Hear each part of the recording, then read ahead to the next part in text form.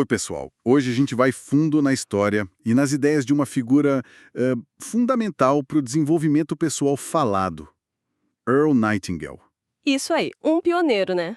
Exato. A gente tem aqui uns materiais sobre a vida dele e, claro, sobre a gravação que marcou época, O Segredo Mais Estranho. Que é fantástica, por sinal. Nossa meta aqui é, pegar a essência do que ele pensava e entender por que uma mensagem lá de 1956 ainda bate tão forte hoje em dia. Faz todo sentido investigar isso. Ok, vamos lá. A vida do Nightingale não foi um mar de rosas, né? Nasceu bem na Grande Depressão. O pai abandonou a família. Complicado. Uma barra, né? E essa infância difícil, mais a experiência de ter sobrevivido ao ataque em Pearl Harbor, ele era fuzileiro naval. Parece que tudo isso acendeu uma chama nele, sabe? Uma busca. Uma busca por respostas, imagino. Isso. Porque algumas pessoas dão certo e outras não, mesmo saindo de lugares parecidos. Essa pergunta levou ele para a biblioteca e depois para a carreira no rádio. Ele fez a voz do Sky King e, eventualmente, para a grande sacada dele. Essa busca é um fio condutor, e ele foi mesmo um dos pais do áudio de autoajuda. Influenciou muita gente, né? O Bob Proctor, por exemplo, sempre falou dele. Verdade. E a virada de chave veio quando ele tinha uns 29 anos, mais ou menos. Ele leu Pense e Enriqueça, do Napoleão Hill, e aquilo deu um clique. Ele conseguiu resumir tudo numa frase só. Que é a famosa... Nós nos tornamos aquilo em que pensamos a maior parte do tempo. Assim, parece simples, né? Como que isso pode ser o segredo? Aí que tá o estranho, por isso o nome. O Segredo Mais Estranho nasceu de uma gravação super curta, uns 20 minutos, que ele fez em 56. Era para motivar a equipe de vendas dele lá na agência de seguros. Ah, era para a equipe interna. Sim, mas a mensagem era tão forte, tão universal, que começou a passar de mão em mão, sabe? Virou o primeiro áudio a vender mais de 1 milhão de cópias. Ganhou até disco de ouro. Caramba! E ele chamou de estranho justamente por isso. A ideia é básica, quase óbvia, mas pouquíssima gente para pensar e aplicar isso conscientemente. É estranho que algo tão poderoso seja tão subutilizado. Faz sentido agora. E para explicar, ele usava umas analogias muito boas. Aquela do navio, por exemplo. Exato, essa é ótima. Um navio que tem capitão, tripulação, um destino claro no mapa, a chance de chegar lá é enorme, mesmo com tempestade. Uhum. Agora, pega um navio sem ninguém no comando, sem leme, sem destino. Tá à deriva. Provavelmente não chega a lugar nenhum, ou pior, né? Encalha. A metáfora é clara.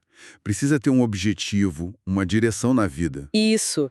Senão a gente fica à deriva nos pensamentos também. E a outra analogia forte é a do fazendeiro. A mente como se fosse um terreno fértil. Perfeito. A terra não escolhe, né? Se você planta milho, colhe milho. Se planta, sei lá, erva daninha ou veneno, é isso que vai crescer. Entendi. A mente é parecida com os pensamentos que a gente cultiva. O que você planta ali com consistência, seja propósito, sucesso ou medo, dúvida, é o que você tende a colher na sua realidade. Mas, e as ervas daninhas que já estão lá? Tipo, crenças limitantes, medos que a gente nem sabe de onde vieram. Como ele via isso? Boa pergunta. Embora a gravação foque mais em semear o positivo, o trabalho dele sugere que ao focar persistentemente no que você quer, no objetivo, você acaba tirando a força do negativo. As ervas daninhas morrem por falta de água, de atenção. Ah, entendi. Sufoca o negativo com o positivo. É, por aí.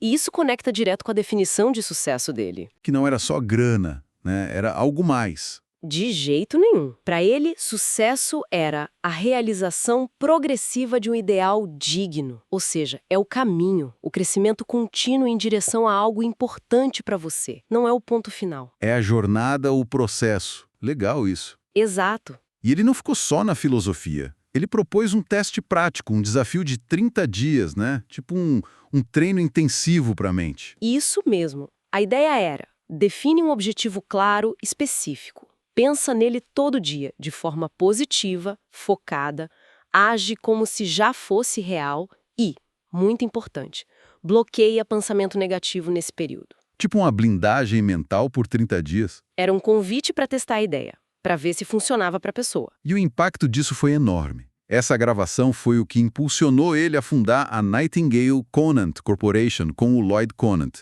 Virou uma gigante do desenvolvimento pessoal em áudio. Com certeza.